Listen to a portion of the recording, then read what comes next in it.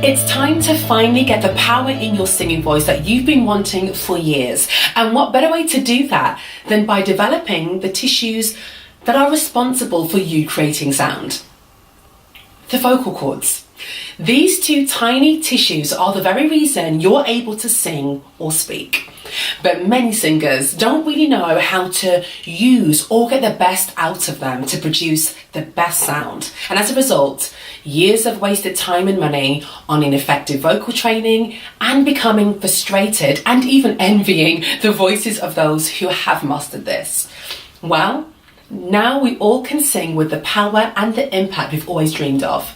You're about to realise just how easy this is. All it takes is practicing the right techniques. And these techniques you're about to discover. So, grab a warm cup or a room temperature bottle of water, close the door, and get ready to take on this training course surrounding chord closure. Trust me guys, this one is going to be worth it. Good luck guys.